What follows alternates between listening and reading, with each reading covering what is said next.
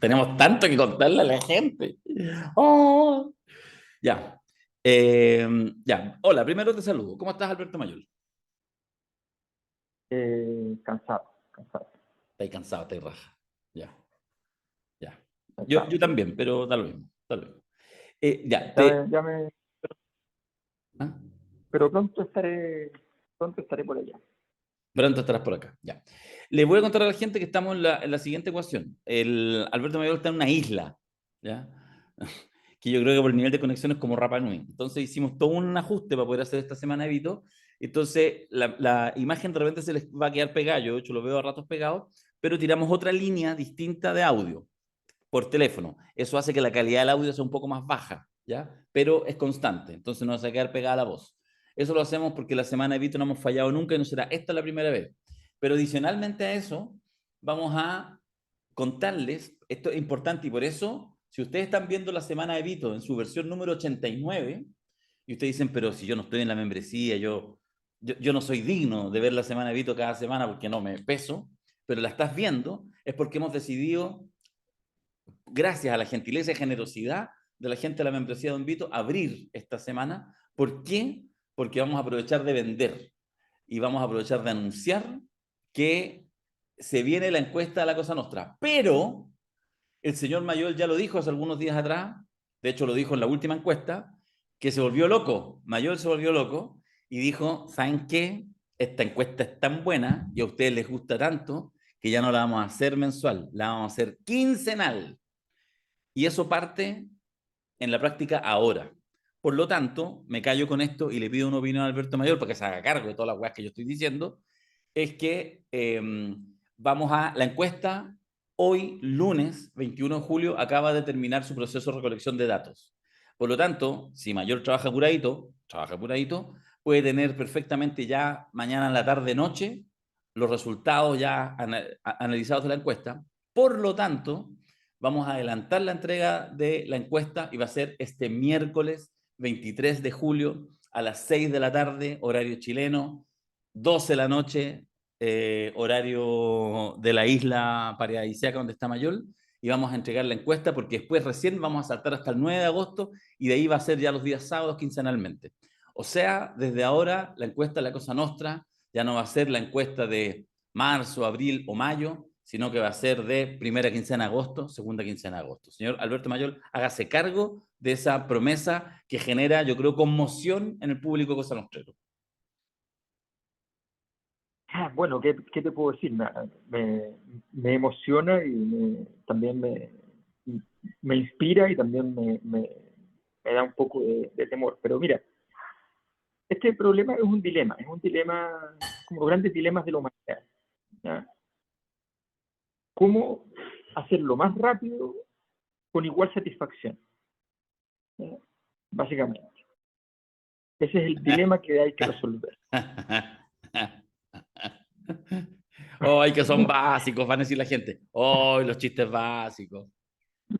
Chistes básicos de la prehistoria heteronormal.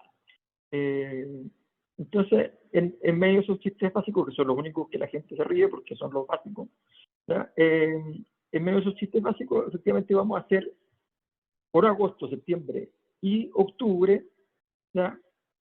Quincenal, quincenal. ¿Ya? ¿Por qué? ¿Cuál es la razón?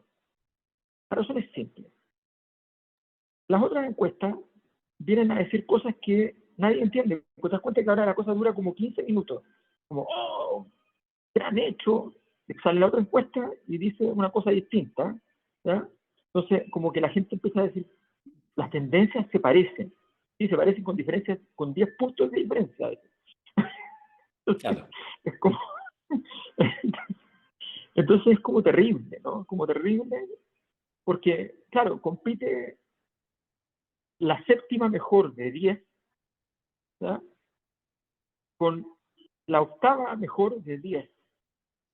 O sea, la antepenúltima con la que viene antes. ¿Ya? Ahí está la competencia. Entonces, en medio de todo eso, para quienes creemos en la verdad, en la razón, creemos en el método, creemos en esas cosas, decimos, mire, ¿saben qué? Nosotros nos pueden decir lo que quieran, pero los resultados nos avalan. Pero no solo los resultados. Una cosa que es muy importante es que cuando uno hace la narrativa completa, yo agarro las encuestas linealmente, la narrativa completa, y le pone encima los acontecimientos que fueron ocurriendo, resulta que cuadran, calzan. Entonces, y eso es impagable, ¿ya? Aunque sea impagable, usted lo puede pagar, por supuesto. Por supuesto. Por supuesto que lo puede pagar. Lo puede pagar apoyando esta iniciativa desquiciada, ¿ya?, de hacerlo quincenalmente, donde efectivamente hemos ajustado todo para que efectivamente vuestra satisfacción no se vea mermada, porque una de las razones por las cuales nosotros hemos explicado tenemos buenos resultados, hay muchas razones. Una tiene que ver con los cuestionarios, otra razón tiene que ver con el marco muestral que funcionamos, pero también hay otra razón que yo siempre he explicado, y es que las personas con las que trabajamos para esto llevan muchísimos años haciendo encuestas cuyos cuestionarios, todos los que salen, son reales. Eso no es broma, porque hay muchos lugares donde no aparecen datos reales, ¿sí? Y cualquier persona que trabaja una buena investigación se tiene que preocupar de eso. Entonces nosotros, y parte de eso tiene que ver con tener tiempos razonables para reaccionar. Si tú tienes que sacar una encuesta que partes el jueves, sin dar nombres, ¿no? Pero si partes el jueves, para tenerla terminado el terreno el sábado, porque el domingo tienes que procesar, para publicar en rigor en la noche del domingo, para mandarlo a todos los actores, ¿ya? Obviamente eso no anda. No anda porque tienes, en 3 días el margen de movimiento que tienes que hacer para poder lograr que las encuestas se contesten es muy grande. Entonces es muy estresante como método. Bueno, y nosotros entonces hemos ido probando, ¿ya?, y hemos llegado a la manera de hacerlo de manera tal de que no sea problemático. De hecho, las últimas veces efectivamente nos hemos estado demorando el tiempo que sería necesario para eso, porque ya lo planteamos y empezamos a vislumbrarlo. Así que 2 encuestas por mes, agosto, septiembre y octubre, y esperamos que ustedes nos ayuden para que esto sea viable. Bueno, digamos, voy a decirlo así, en realidad hasta las elecciones, que es el 17 de noviembre, es decir, esa primera quincena. Por lo tanto, de aquí a las elecciones, encuestas quincenales. Por lo tanto, lo voy a dejar ahí nomás porque no quiero ser maldito, pero si usted saca la cuenta, ahora se hace, la verdad, bastante útil pasarse al sistema revenue, y es decir, pagar un monto fijo mensual, donde obviamente sea una o sean 2 encuestas, usted será parte, porque es parte del ecosistema. Así que ahora sí que vale mucho la pena ponerse sencillamente con la suscripción mensual permanente, que siempre encontramos que es la mejor, porque una de las gracias que uno ahí en su cuenta corriente ni se entera el día que de repente viene el sistema y ¡fuf!, le mete la mano al bolsillo, le hace un guantazo, un portonazo indoloro, ni se entera, y le llegan siempre todas las Claro, invitaciones para participar en la encuesta. no es un oxicorte. Entonces es mucho más liviano. Pero ojo, también, ojo con lo siguiente. Ustedes dirán, ¿y qué pasa con diciembre? ¿Qué pasa con diciembre si vamos a estar desesperados? Bueno, justamente, si las cosas andan bien, diciembre viene Obviamente. obviamente. Llega. Ya, estamos claros. Entonces, está hecho el aviso comercial. Por lo tanto, eso es la razón por la cual le pedimos, en una manera de decir, le pedimos a nuestra querida membresía. ¿Se acuerdan que nosotros en la membresía hemos dicho que de vez en cuando nosotros abrimos alguna la semana de Vito? Abrimos para algunas ediciones especiales. Bueno, yo creo que en los últimos, no sé, 6 meses, por lo menos 4 o 5 meses, yo creo que unos 6 meses, que no hemos abierto la semana de Vito. Así que nos sentimos que con derecho usamos un poquito la confianza de quienes están en la membresía para otorgar la versión de hoy, la edición número 89 de la semana de Vito, abierto en los canales de La Cosa Nostra y Alberto Mayor en medio, ahí donde salimos siempre en todas las plataformas. Ya, dicho eso, empecemos con las 3 noticias de la semana. Como ustedes bien saben, hacemos esta selección para entretenernos, divertirnos. Yo voy a partir, Alberto, con esta, con la cumbre progresista que hace unas horas ya se desarrolló acá en Santiago, algo comentamos.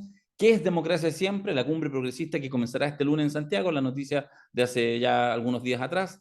La cita congregará a mandatarios de múltiples países, además de intelectuales y representantes de organizaciones internacionales. Efectivamente, durante el fin de semana llegaron harta gente, senadores, ministros, etcétera, gente del mundo político, y hoy día, de manera muy rapidita, fue una cumbre, para que venimos con cosas, se tomaron la foto, alcanzaron a firmar la redacción y ya se iban yendo, porque en realidad, obviamente, en el caso, por ejemplo, de Pedro Sánchez tenía una agenda internacional, pero da lo mismo, si las cumbres básicamente son la fotografía y la redacción que ya está hecha antes de que se reúnan. Y esta más que era una cumbre, en este caso, ¿cómo decirlo? Una cumbre, en el fondo, opcional, una cumbre deseada, unas ganas de juntarse. Entonces decimos, bueno, ¿qué te puedo contar? Que la oposición acusa que la cumbre, esto fue en los últimos días, es puramente ideológica, es una cosa así como que si fuera un insulto en sí mismo, es muy divertido, así es divertido. Es como, no, y van a hablar, y van a decir ideas. Bueno, imagínate una cumbre donde van a compartir ideas, una cosa así, ah, terrible, la oposición. Bueno, no toda la oposición, alguna, diciendo que es terrible. Presidentes van a, capaz que incluso hablen de cosas filosóficas. Bueno, en fin, eso es más o menos cuando la oposición alega por la cumbre puramente ideológica y oficialismo defiende su importancia. Y bueno, el presidente Boric se reunirá, ya se reunió, como dice aquí el título, con los presidentes, ya lo dijimos, de Brasil, España, Colombia y Uruguay. Eran 5 los presidentes, ya van a ver la fotografía. Se defendió el presidente ayer diciendo la larga tradición democrática de Chile se fortalece. Boric defiende realización de cumbre, democracia siempre. Y bueno, la cumbre se realizó hoy en día, tal como dijo socarronamente Alejandra Matos en la mañana, sí, que en realidad se había dado cuenta de que había cumbre por los desvíos de tránsito. Que eso, bueno, es parte también de la degradación de la calidad de nuestra política y de la información, pero algo de eso hay. Bueno, Chile recibe a presidentes progresistas de Iberoamérica para defender y fortalecer la democracia. Ahí está, esa es la foto oficial del encuentro. Ahí, como ustedes ven, los presidentes de Uruguay, de Brasil, de Chile, de España y de Colombia, Gustavo Petro. Y el final de la historia, declaración conjunta de Cumbre Democracia Siempre, apunta a fortalecer el derecho internacional y refuerza el llamado al cese al fuego en Gaza. Somos plenamente conscientes que el mundo atraviesa un periodo de profunda incertidumbre en el que los valores democráticos son desafiados de forma permanente. Frente a ello, creemos que es un imperativo ético y político impulsar una estrategia común para enfrentar, fenómenos globales como la creciente desigualdad, plantearon los 5 mandatarios. Entonces, la pregunta que yo te dejo establecida, Alberto, es: ¿sirvió? ¿Es importante? ¿Fue bueno? ¿Estuvo de más? Cuéntanos tú cómo lo ves. Mira, es bien difícil evaluarla porque tiene todas las virtudes que se pueden señalar de este tipo de actividades y tiene también muchos de los defectos que pueden estar asociados. Lo que tú dices respecto a la crítica de la oposición es muy cierto. Si hubiesen vendido o comprado algo, habría sido bueno. Entonces uno podría decir, oye, pero en esta conferencia solo hubo compra y venta.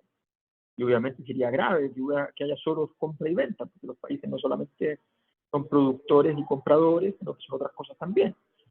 Entonces, efectivamente, creo que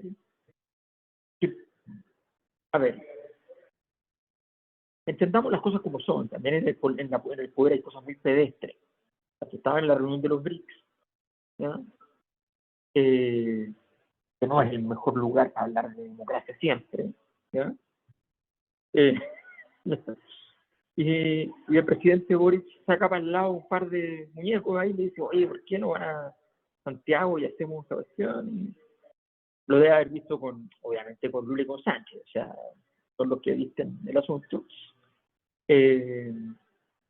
Lula estaba en un proceso de abuenamiento con Boric, porque entiende en el fondo que es un caballo que sobrevivió en el proceso, y esto está hecho de sobrevivientes, ¿no? La política actual en el mundo no vive de los grandes héroes, no vive de los sobrevivientes. Entonces, y el presidente Lula ha vuelto entonces a tener una relación con Boric que puede estar muy molesto, muy enojado. Y entonces esa relación se plasma en este tipo de reunión, que es evidentemente algo que le sirve más a Boric que a nadie. O sea, es evidente porque es el anfitrión, porque es el de la idea, y porque finalmente todos arman una agenda rápido para poder pasar por Chile. Entonces eso potencia al presidente y potencia también al país, y eso también es bueno. Ahora, creo que sería bueno que aprovechando este impulso, ¿ya? Efectivamente el presidente convocara a lo que dice que está convocando, no sé si están convocados los intelectuales, no sé realmente si hay una cosa más profunda, ¿ya?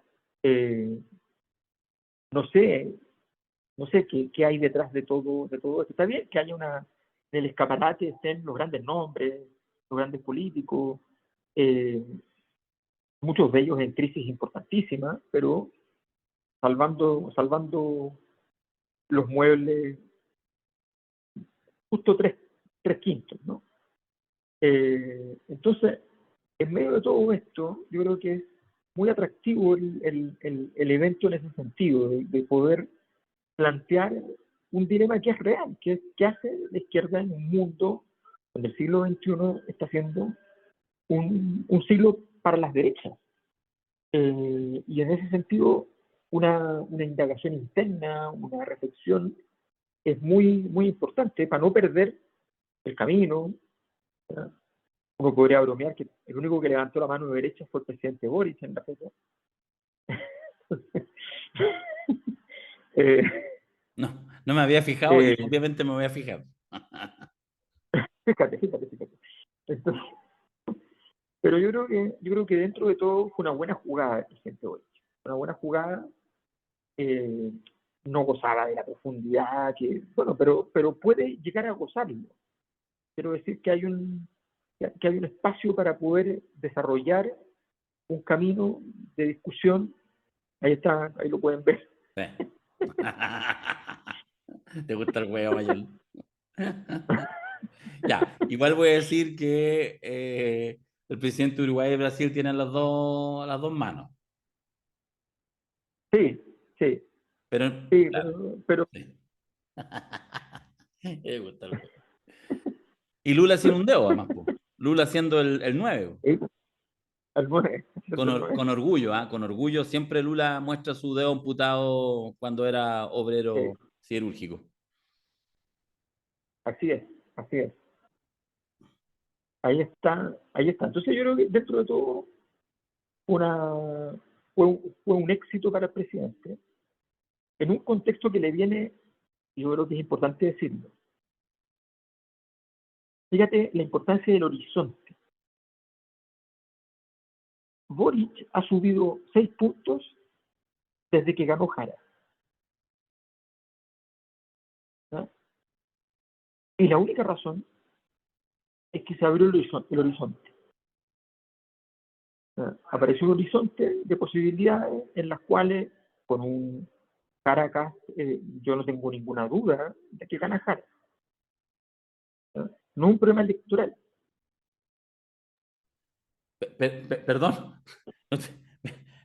Yo no ¿En tengo ninguna serio? duda. Ya, qué interesante. Yo no tengo ninguna duda, porque es un problema, insisto, en esto. En, en la medida que dos líderes llegan, predominan ciertas variables, donde la variable electoral, ¿ya? Esto es como la final de un mundial. En la final de un mundial, el que gana el partido son los arqueros, ¿ya? El goleador o la figura desequilibrante y los técnicos. ¿Ya? Esas son las variables que van a pesar en un partido de final. Son pocas variables, no son muchas. Si una de esas piezas cae, no funciona, el Ronaldo habiendo tenido un ataque la noche anterior en final con Francia, ¿ya? Entonces se te cae en la estantería. Entonces, lo electoral, los datos, los números electorales, no son los que dan el triunfo. Lo que da el triunfo son tú llegas al final y hay dos personas. ¿Cuál de esas dos personas va a manejar mejor ese terreno final, entendiendo que es una elección competitiva, a menos que llegue la derecha sumando 65 puntos en primera vuelta? Bueno, obviamente eso es otra historia. Pero una elección competitiva para mí no es 51-49. Para mí es que si Kast marca, por decirlo así, en la última encuesta, antes de la segunda vuelta, marca 53,5 en segunda vuelta contra Jara, igual pierde. Eso es lo que quiero decir. ¿Ya? Porque van a haber dos personas y van a haber dos capacidades de modulación política. Y en las dos dimensiones, que son claves en segunda vuelta, Jara es mucho mejor, una mejor jugadora. Entonces, sencillamente ella va a lograr en ese momento hacer el sorpaso si es que no lo hizo antes. Entonces, y como se abrió ese horizonte, como se huele la posibilidad de eso, el gobierno de Gabriel Boric pasa a tener sentido. Pasa a tener sentido. Porque si no hubiese avanzado, no tendría ningún sentido. No tendría ningún sentido porque se estaría achicando el territorio de su sector y por tanto sería un gobierno fracasado. La última línea del análisis de un gobierno exitoso o fracasado, la última línea no está en los contenidos de lo que hicieron, sino en cuánto logran defender posición para su sector. ¿Ya? Y esa última línea, Boric la está salvando, y la está salvando primero porque logró mantener a su tropa en condiciones de no bajar de 27, 26 puntos, y en segundo lugar porque Janet Jara le abrió la puerta además a un sector que es un sector más afín. No es la candidata de la centroizquierda, sino que es la candidata de apruebo dignidad. Y la candidata de apruebo dignidad es la exitosa. Y naturalmente eso confirma las tesis políticas del gobierno. Todo lo demás en este momento es bastante irrelevante. La derecha no ha sabido cómo afrontar este nuevo escenario, ¿eh? En general, en toda la derecha, y como no han sabido afrontar este escenario, sencillamente, y ahora vienen con la tesis de que se estancó Jara. A ver, era obvio que después del ascenso, no sé si existen los orgasmos después del orgasmo, ¿no? Es difícil. Es bien difícil ese ejercicio de lograr que inmediatamente después haya otra vez una liberación de energía.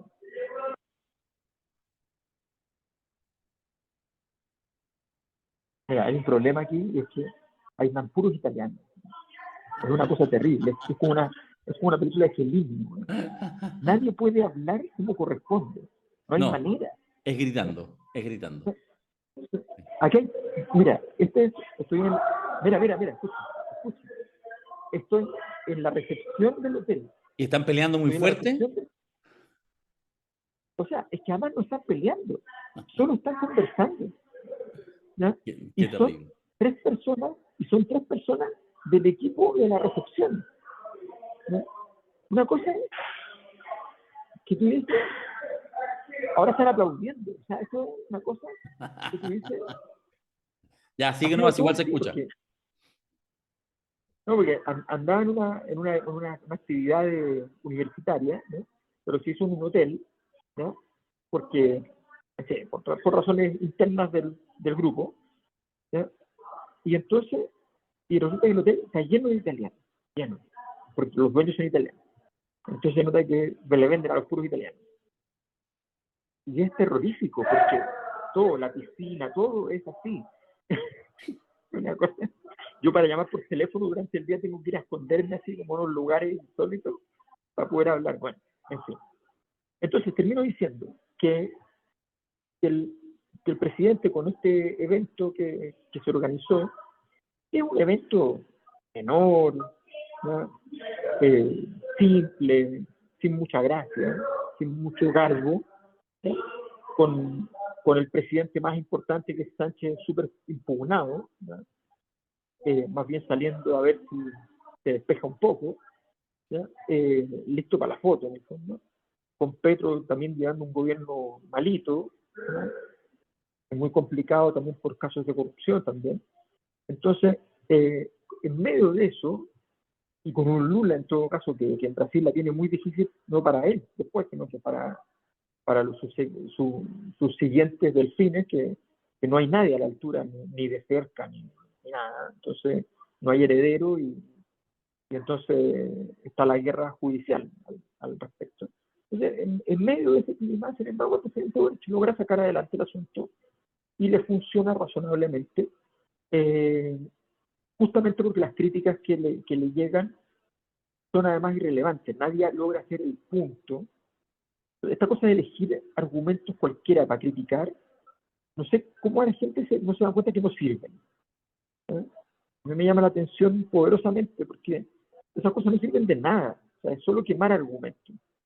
Y bueno, nos vamos a encontrar entonces con el presidente consolidando posición, salvo que, eh, y lo quiero decir también, porque lo publiqué la semana pasada y todo, salvo que eh, el presidente ha tenido la suerte que no tuvo Bachelet con el caso Cabal, porque el crédito en el banco ese, perdón, pero presidente, no, no pasa el filtro el crédito. Sí, pasó rápido el crédito. Yo Entonces, pensé que se iba a quedar el crédito en la agenda. yo también pensé, Sí. sí, yo también pensé, pero, pero fíjate que eso, bueno, eso revela también que la oposición no sabe ni para dónde va ni qué hace. O sea, como que gritan por una cosa y si no prendió, no insisten. ¿No? Entonces, son como solamente ensayos de error. Entonces, es muy penoso porque eso significa que no hay acción política propiamente tal. Segunda noticia. Yo creo que está buena analizar. Está buena analizar. Aquí partió la cosa. Matei sostiene que hay una campaña asquerosa en su contra y que alteran sus videos para que pareciera que tiene Alzheimer. Así partió la cosa hace un par de días atrás, 4 días atrás específicamente, en un momento en que ella hace el punto y decide hablar del elefante en la habitación, en una cosa que yo te voy a reconocer lo siguiente. De hecho, todavía no me termino de formar completamente la idea, pero cuando sale esto, yo estaba absolutamente así como, a ver, ¿fue una buena idea o una muy mala idea? ¿Por qué? Buena idea porque era obviamente que quería meterse, poner un charchazo bien puesto a José Antonio Kast, que es su rival, pero lo que hemos hablado tantas veces en la Cosa Nostra, siempre es un recurso que uno diría en general no lo utilices, que es verbalizar en propia boca algo que está en tu debilidad, digamos. Efectivamente, se está comentando. Pero me parecía, le he dado el beneficio de la duda, que pareciera ser que a esta altura del partido, bueno, no lo sé, pero pareciera ser, si en este minuto me tuvieran que inclinar, más bien tiendo a pensar, pero por poquito, que más bien una buena jugada que un riesgo. No sé, veamos, pero ¿qué es lo que pasó entonces los días siguientes? Campaña sucia, dirigente republicano acusa locura temporal de Matei y agudiza disputa con Chile. Vamos, esto fue la declaración de un candidato a diputado del Partido Republicano por Valdivia, que entonces dijo, no, si no es Alzheimer, es locura temporal. O sea, como, buenísimo, está buena tu tropa, José Antonio. Luego, caché que el concepto quedó en todo caso sellado. O sea, campaña asquerosa quedó así, digamos que hay una virtud comunicacional. No se fue por la rama. Dijo el concepto tenía tanta fuerza que quedó, no necesita ni hashtag. Está puesto como concepto. El control de daños del Partido Republicano y el intento por desescalar el fuego cruzado con Chile Vamos. En eso está la noticia el día de hoy. Y le agrego algo que en rigor fue del fin de semana y que es esta carta que en el Mercurio, 160 empresarios me parece que fueron, llamaron a terreno a Matei Casi Kaiser, piden programa y lista parlamentaria única. Conspicuos empresarios como Juan Sutil y compañía además en esta cruzada de decir, ya, pues chiquillos, no se peguen, porque capaz que en una de esas nos desordenamos y gane comunista. Pero eso fue una pequeña agregado que le pongo para pedir tu análisis.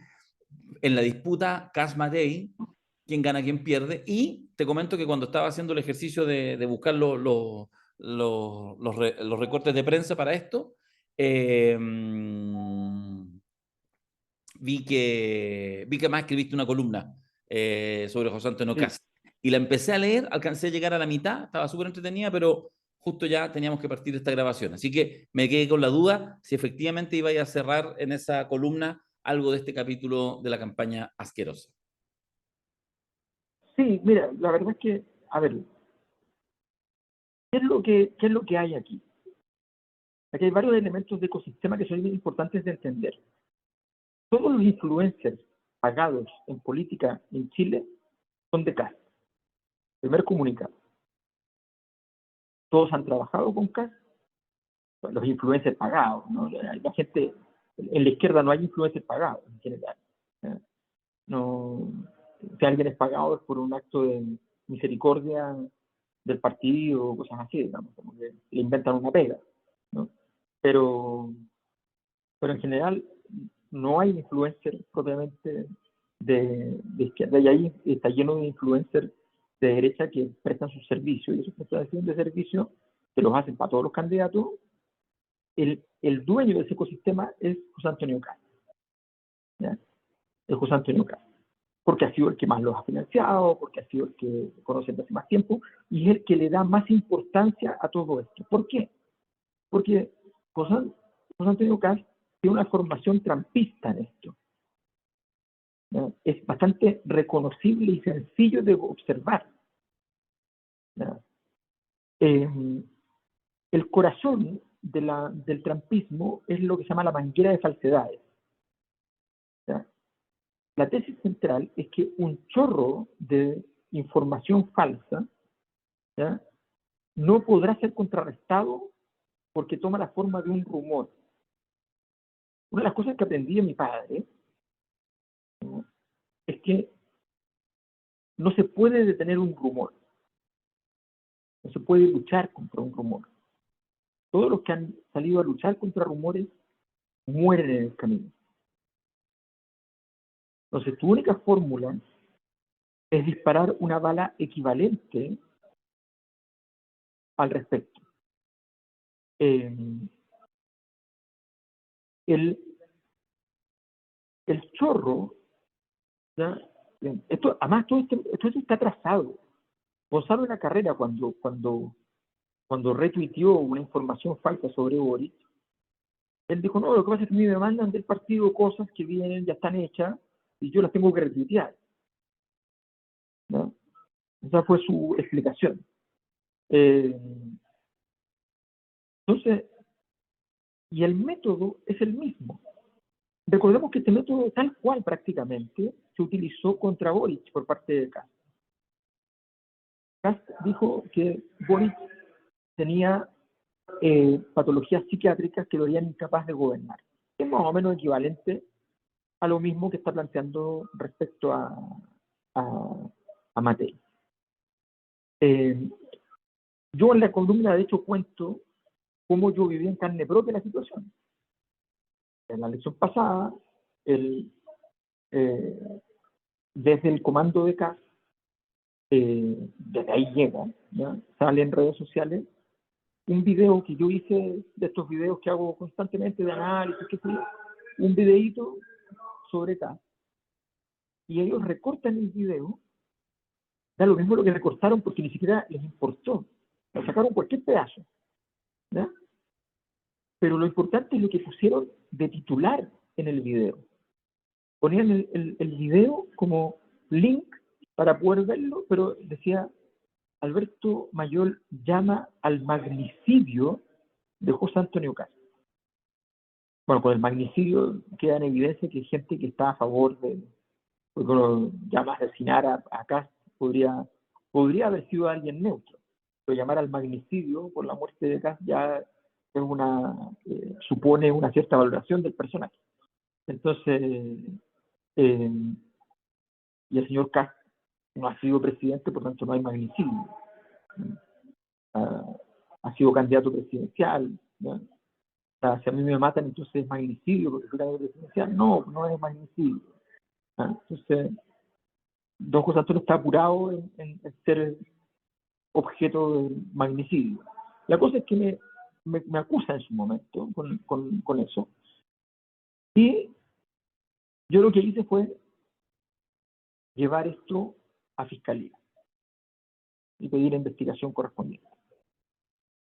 No tuve los recursos para poder ponerle un juicio por detrás, para poder empujar yo sé que hubo diligencias porque me entrevistaron y todo, pero no sé hasta dónde se llegó con las diligencias, y después me llegó el documento de que estaba ya, había desistido a seguir investigación y qué sé yo. No tuve capacidad de perseveración porque tenía que haber abierto un juicio. Pero estamos hablando de una metodología que es sistemática.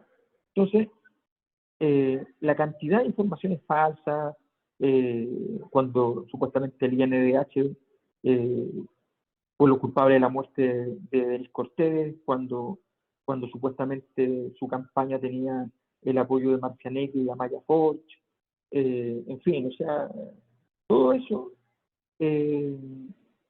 Y esto está adornado por el hecho de que yo hace 2 meses supe esto. Hace 2 meses me llamaron por teléfono y me dijeron: no, ya visto, están diciendo que Matei tiene, obviamente esa cuestión es falsa, una noticia falsa, un bulo, obviamente. Entonces, me dicen: no, pero me dicen que en serio, sí, te lo dice alguien del comando de casa. Entonces me dice: bueno, no es del comando, es una persona que lo conoce y sabe la información interna, y dicen que se va a bajar porque le está pasando, está como Biden, qué sé yo. Entonces, se construye eso. Aquí viene el punto importante que tú estabas planteando, que es, bueno, de momento, hasta este instante, hasta lo que hemos hablado, la jugada, hasta el carácter asqueroso de Matei, seguro que esto fue muy conveniente para acá. ¿Ya? Hasta el momento en el cual Matei lo confronta, ahí empieza, no digo a ganar Matei, porque todavía no, sino que empieza a igualarse la cancha. La pregunta es: ¿qué va a pasar ahora? Porque en política es un gran error pasarse, no 3 pueblos, un pueblo. Con un pueblo basta para que sea un problema. ¿Ya? Cuando tú haces una jugada medida que llega justo al punto donde de ahí para adelante ya te pasaste, está perfecto. Te quedas un poquito por detrás, también está bueno. Pero si te pasa una jugada, ¿cuántas veces hemos visto denuncias espectaculares, perfectas, que tienen de todo? Se pasa un poco y se arruina. Le pongo un ejemplo que todos lo vieron. ¿Se acuerdan cuando apareció ese tipo en un matinal que lo están entrevistando en la calle? El tipo dice: no, lo que pasa es que a mí Piñera y Cecilia Morel me quitaron el programa, ¿ya? Mi idea de los 5 frutas al día, qué sé yo. ¿Ya? Y empieza a contar la historia. Y la historia funciona. Y los conductores no saben qué hacer, porque están preparados para que en el matinal de improviso en la calle aparezca una situación que haga noticia política, de una denuncia, qué sé yo. Por lo tanto, están todos ahí medio muy cómodos, pero entusiasmados con su éxito.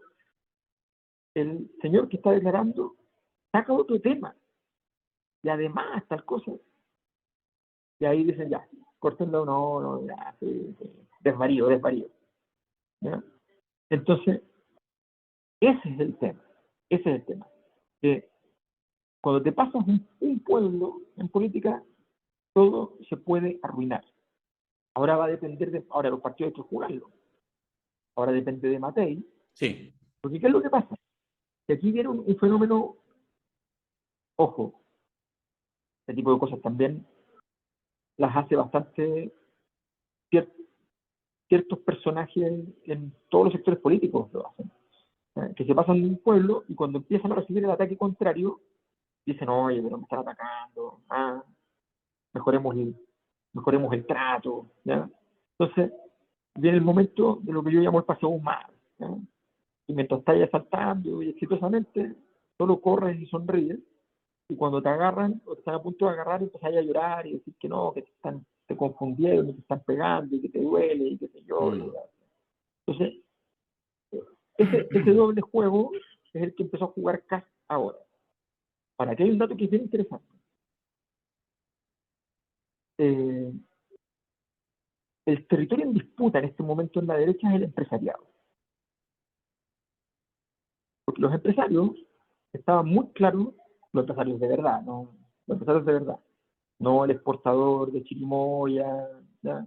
Con el permiso de los exportadores de frutos secos, chirimoya, aceituna, ¿no? Está bien, son millonarios, felicitaciones, ¿ya? Pero tienen una casa grande, tienen una herencia, genial, maravilloso, pero para ahí no hay más, ¿ya? ¿Se acuerdan de Milei? ¿Cuánto financiaron a Milei? ¿Se acuerdan? Bueno, Milei los dejó atrás. Les inventó una humillación en Argentina y los dejó atrás, ¿cierto? ¿No? Ok, genial. Así funciona. Nos No acordamos existe. perfectamente. No son importantes. ¿Ya? Entonces, no, los empresarios que importan. ¿Ya? Algunos no, hay algunos que no tienen tanta plata, pero que tienen mucho poder, mucha influencia. Que es lo que importa en estas cosas. Entonces, y obviamente los que tienen muchísima plata siempre tienen influencia por razones obvias. Entonces, esos empresarios, en principio, no quieren acá.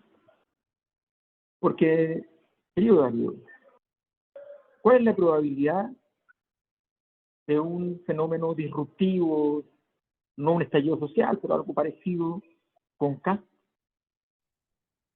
Más o grande, con muy grande. muy grande? Sí. Que voy más lejos. No, no, sería, no sería raro pensar que con Cast haya más probabilidad que con Kaiser. Sí, por la forma más. Sí. Sí, porque la forma, fíjate que el autoritarismo de Kaiser siempre está acompañado de un razonamiento que está lleno de datos falsos y muchas cosas, pero de un razonamiento. Hay un momento, los momentos en los cuales cada vez que José Antonio Cast se enfrenta a un escenario de poder, donde él tiene poder, su nivel de arbitrariedad aumenta sideralmente. Sí. Sideralmente. O sea, la segunda vuelta con Boric se la diseñó él. Él. Y fue la peor segunda vuelta que alguien ha diseñado en la historia de la humanidad. En la historia. ¿Ya? Es cierto que al frente tenía una campaña diseñada para segunda vuelta con dos supergenios y qué sé yo, pero ya, esto fue un desastre. ¿Ya? ¿Cómo olvidar el diseño de la entrevista con don Francisco? ¿Cómo olvidar todas esas cosas? ¿No? Después, cuando tiene el poder total sobre el Consejo Constitucional, decide arruinarlo. Decide arruinarlo. Y lleva a toda la derecha a la ruina. ¿No? Fue tan catastrófico desde el punto de vista de las probabilidades como lo que le pasó a la izquierda. No fue distinto. Lo que pasa es que el proceso tenía mucha menos visibilidad porque ya venía del gran proceso que fue el anterior. Este segundo proceso fue un proceso constituyente sin momento constituyente. Entonces, obviamente era mucho menos grave los errores que se cometieron. Pero además, la derecha no hizo una autocrítica al respecto y por tanto, porque la izquierda sí hizo una autocrítica y por tanto más destruyó a los que empujaron el proceso a ese desastre en la convención. Y la derecha no lo hizo, ¿no? Más bien quisieron pasar páginas. Tendrá sus razones, ¿ya? Pero dejaron a Kast relativamente vivo. Y cuando ahora llega a ser el primer lugar en las encuestas, inmediatamente comete un error en la Araucanía, territorio magnífico para él, y sin embargo lo arruina, y ahora, poco andar, empieza a exigir en el fondo, eso es lo que está haciendo con lo que hizo con Matei, exigir quedar solo, que la saquen, que no haya competencia. Yo soy el hombre y se acabó. Así de simple. Eso es lo que está pidiendo. Bueno, para los empresarios obviamente ese tipo no es, pero visto lo visto, y visto el caballo ganador y qué sé yo, y visto el hecho de que no entienden, aquí hay una cosa que es importante, se los quiero decir con mucho cariño a toda la gente de derecha, lean el proceso de todos los países donde la centro derecha abrió un cuarto de puerta a la ultraderecha. Vean el proceso económico en todos aquellos lugares donde los empresarios empezaron a apoyar a las ultraderechas. Veanlo. No les quiero decir cómo termina eso. Es una catástrofe. Pues bien, entonces en medio de eso empiezan a decir, oye, pero podemos financiar unos y otros, podemos empezar a tirar apoyos por aquí, apoyos por allá, ¿ya? Hay que comprar acciones en todos lados, en el fondo. Bueno, esa es la disputa. Y en esa disputa, entonces, Kast se sobrepasa y comete este error que, te pongo un ejemplo. Mañana Evelyn Matei va y exige una investigación en tribunales. ¿Ya? Mira, si eso llegase a ocurrir, con buenos abogados que activan el proceso de investigación, que meten papelitos, que meten antecedentes, qué sé yo, que hacen investigación propia, porque se puede investigar fácilmente la trazabilidad de los actos, y empiezan a aparecer puras cuentas de personajes, ¿ya? Aliados, asociados, ¿ya? Que eventualmente tienen pagos directos, indirectos en campaña, habría que ver, qué sé yo, anteriores, o que no tienen pagos, oye, pero trabajaban para él o no trabajaban para él, qué sé yo. ¿Qué empieza a pasar cuando a los influencers a los influencers lo llaman a un tribunal? No les quiero decir lo que es eso, ¿no? Contando todo. Todo Sí. y más, Se, porque además se escandalizaron los italianos, ¿ah? Se escandalizaron los italianos. están escandalizados, no se Están están, escandalizados. olvídate. Entonces, yo creo que Kast cometió un error grave que podría darle iniciativa por primera vez en varias semanas a Matei sobre él, y que luego de tener la iniciativa ella, si es inteligente, mete un par de ideas más de gobierno y se le arma un espacio para poder crecer. Así que Kast se equivocó, como otra vez está a punto de perder una elección por propia mano, ¿eh? Y todavía no sonríe Matei, y contrario a lo que se dice estos días, no es verdad, ¿ya? Que Jara detiene sus posibilidades, en lo contrario. Con un Kast mostrando este camino, acá se le abre escenario, más allá de cuánto marquen las encuestas que están marcando en estos momentos, que son, insisto con esto, la séptima, la octava en precisión, que les tengo que decir. Un segundito. No vamos a comentar que hubo una pausa de cerca de 2 minutos. No vamos a comentar las razones porque no sé. Yo pensé Ya. que estaba al aire y me puse a hablar cosas igual. Eres hueón. Ya. Tercera y última noticia. Después del análisis de la noticia anterior que me ha dejado fortalecido. ¿Ah? Eso nomás quiero decir. Pero Eh, mira un dato. ¿Qué? Con su pulsión de control de control, no de poder, sino que de control, que es la versión rasca, la versión pobre del poder. Por esa pulsión de control, él sacó de su partido, o empujó a su salida a Rojo Edwards, a Kaiser, a Marinovich, ¿ya? Que eran tres nombres que le daban un liderazgo y una impronta distinta al partido. A Carmen Partido con Gloria cuatro nombres. Aravena, sí, a varios.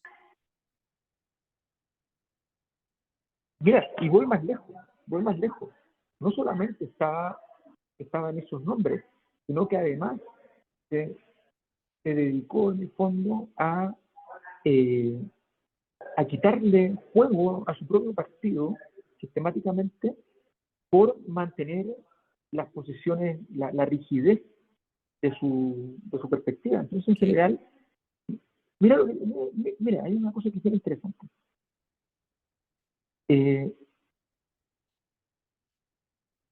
Janet Jara se demoró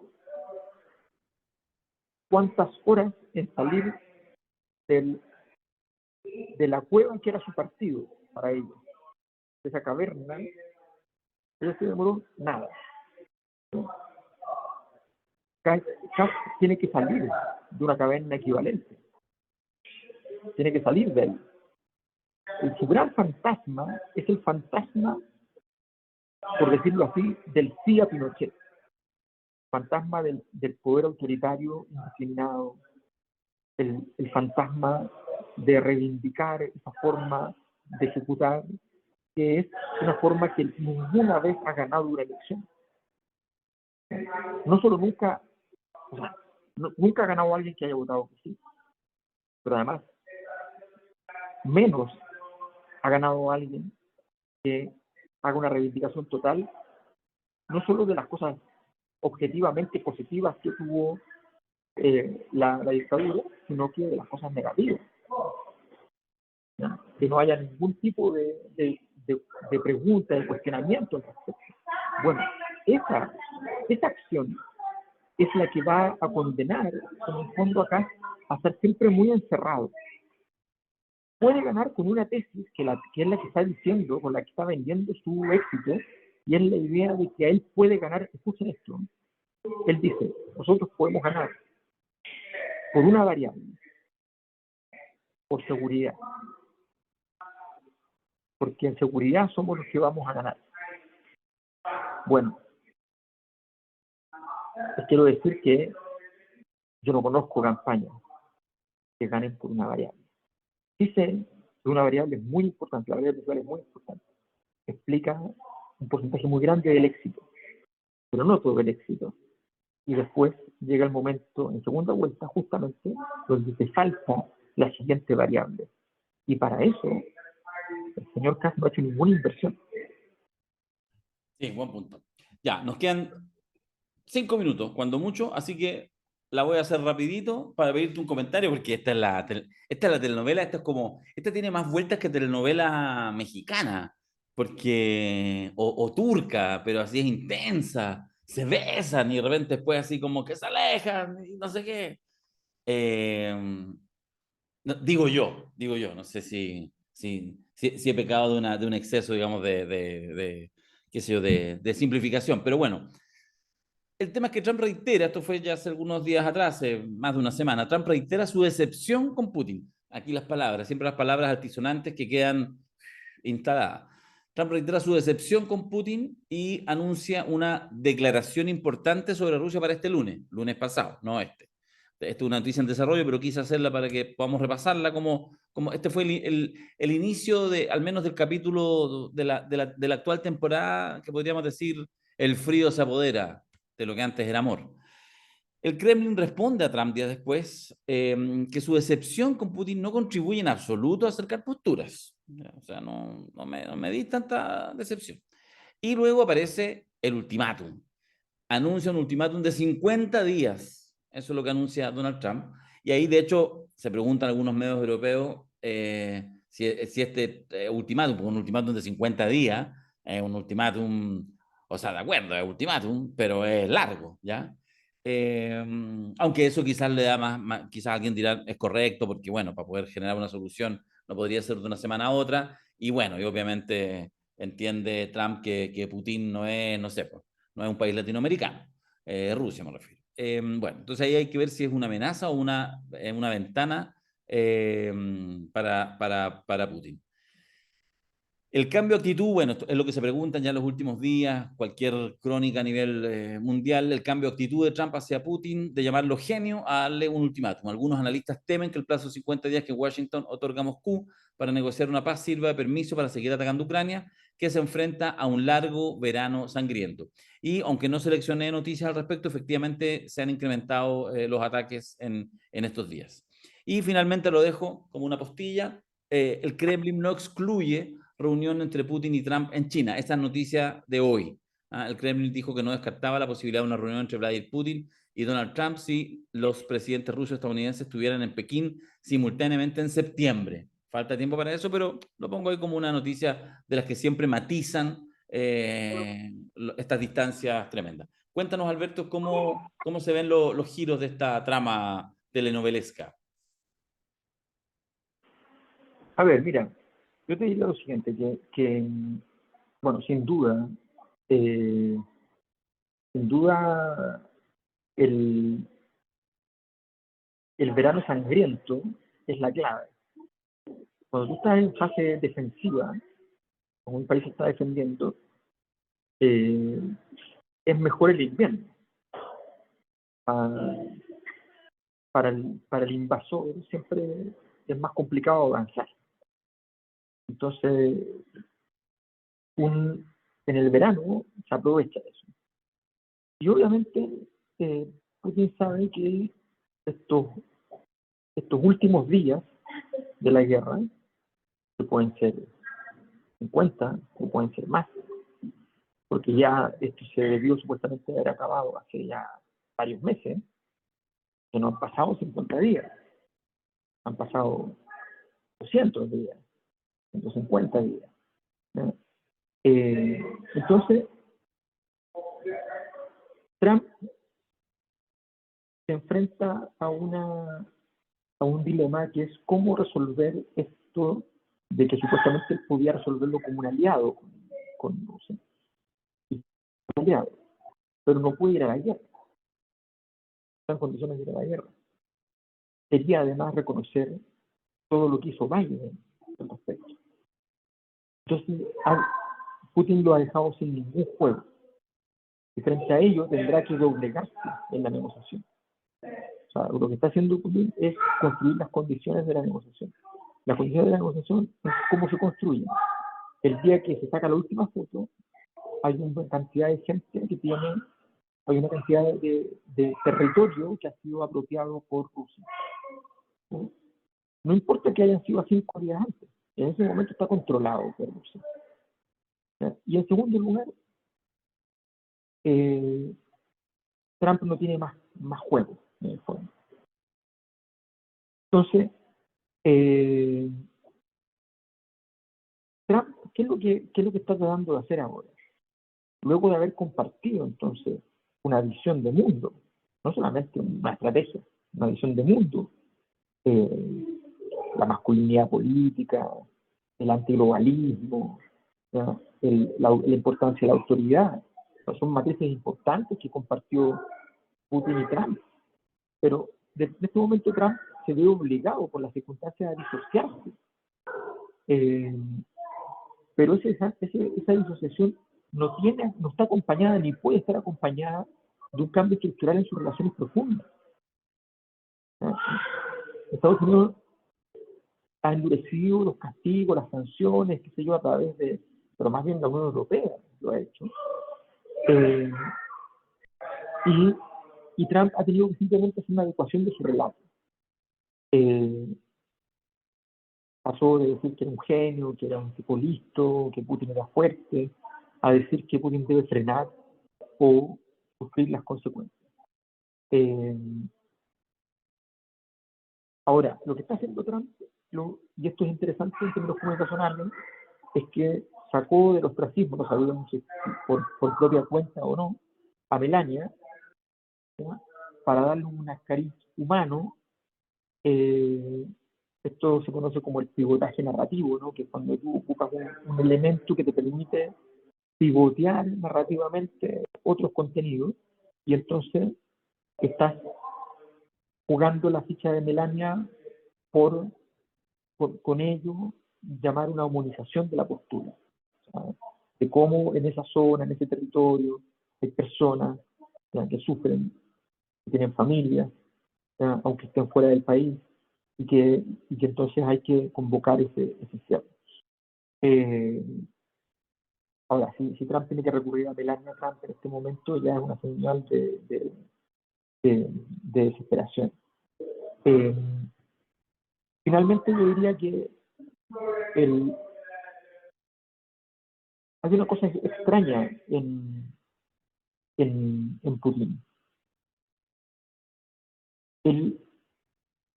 Los dos casos, Putin y Trump, son formas, yo estoy trabajando un poco en eso en un libro que estoy terminando ahora, son formas deformadas del liderazgo, ¿ya? Son estrategias de deformar estructuras para generar condiciones de regeneración. Son liderazgos de crisis, ¿ya?, que siempre tienen que degenerar para reestructurar. El problema es que hay dos salidas negativas para estos procesos de crisis.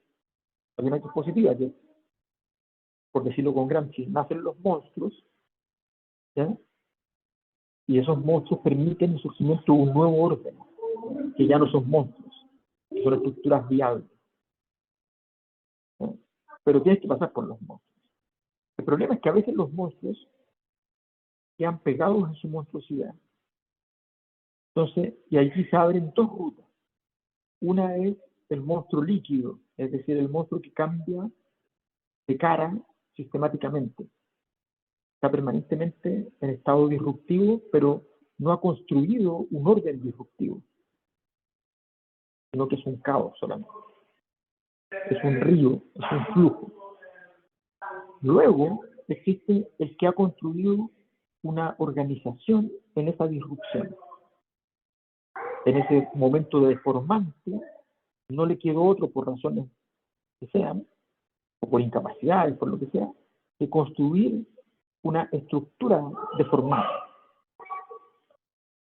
Este segundo fenómeno es el fenómeno que más interpreta la situación de Putin. Pero esta estructura le da cierta estabilidad al sistema, porque es una estructura. En cambio, Trump es un líquido que fluye de declaración en declaración, de amo a Musk a odio a Musk, de amo a Putin a odio a Putin, ¿ya?, y viceversa, de odio a Vance y a amo a Vance, y así sucesivamente. De encuentro que Abbas, el presidente de Palestina, es como mi abuelo, es un hombre cariñoso, después y contra Netanyahu y después con Netanyahu. O sea, está todo el rato en proceso de liquefacción. Y en esa estructura no me cabe ninguna duda que el que gana es el que tiene pilares relativamente sólidos, formas conocidas, deformadas, lo que tenga, pero lo tiene. En ese contexto es lo que se está jugando, y por tanto lo que viene es una negociación muy difícil para Donald Trump, que por algo ha cambiado el juego y lo ha llevado a una especie de juego mundial sobre los aranceles para poner una posición de poder a sí mismo, pero no es real. Es simplemente otra demostración de su total y absoluta debilidad. Don Alberto Mayol, ha sido una extensa jornada de la Semana de Vito, invitando a participar en la encuesta. Nos vemos pasado mañana, el miércoles, a las 6 de la tarde, hora chilensis. Pueden ahí inscribirse en la encuesta, están los dos enlaces aquí abajo, por Revenue y por la página nuestra, seminariolacosanostra.cl. Y nos encontramos el miércoles entonces con la verdad de las cifras, que ojo, nunca, nunca es toda la verdad. Todo buena como frase. Ya. Bueno, nos vemos. Chao. Adiós.